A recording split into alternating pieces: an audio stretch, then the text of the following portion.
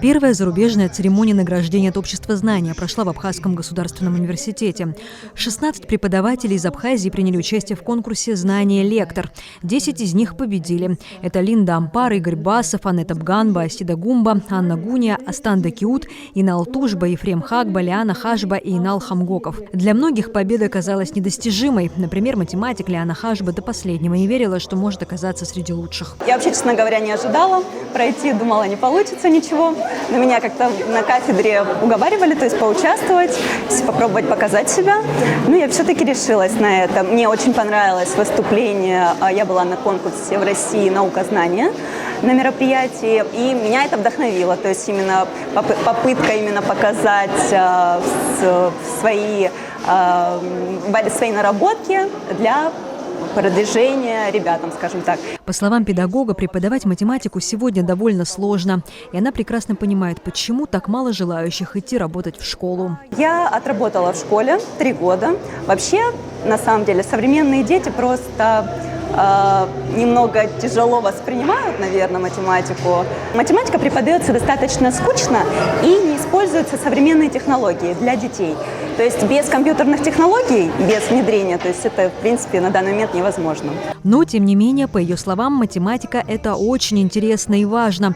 Тем, кто понял эту науку, подвластно все. Математика – это язык природы, прежде всего. И, наверное, знаете, как те, кто, в принципе, в состоянии изучить математику, постичь ее, то есть они могут, так скажем, изучить абсолютно другое направление, абсолютно любое. То есть им возможно получить информацию, и они могут достичь успеха в любой сфере. «Знание лектор» – проект Российского общества знания, способствующий развитию просветительской деятельности через выявление талантливых педагогов и создание возможностей для их профессионального роста в этой области. Многие из преподавателей занимаются изучением узких, но тем не менее важных направлений. Мы очень далеко отошли именно от традиционных особенностей абхазского танца. Больше мы наблюдаем сейчас введение в танцевальную лексику большого количества трюков. То есть у нас в первую очередь ориентир – это на зрелищность и, конечно же, ориентир на самого себя. В пляске мы это наблюдаем, все танцуют сами с собой, хотя должны танцевать в паре.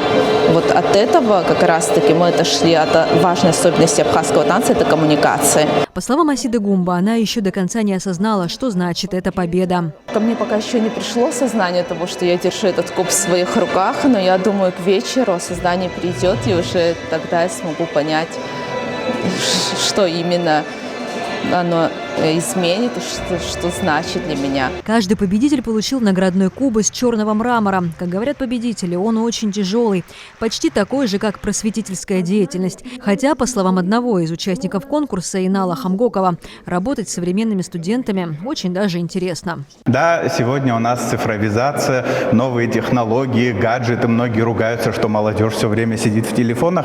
Но, тем не менее, я, например, вижу для студента, во всяком случае, хороший инструментарий, который помогает им заниматься образованием, самообразовываться, то есть находить какие-то интересные вещи и в интернете, и в социальных сетях для того, чтобы пополнять свои знания. Потому что одни и те же технологии можно и в позитивном, и в негативном, конечно, ключе использовать.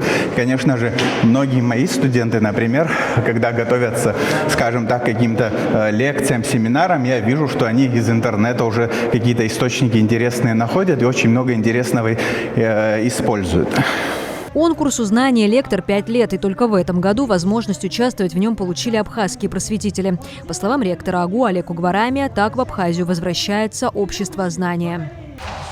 К нам возвращается общество знания, которое уже предлагает очень хорошие планы и программы, и в том числе снабженные очень современными техническими средствами. Участвовать в конкурсе «Знание лектор» могут все, кто достиг совершеннолетия. Не обязательно иметь ученую степень и богатый педагогический стаж. Все, кто занимается просветительской деятельностью и готов делиться знаниями, может стать участником этого конкурса в следующем году.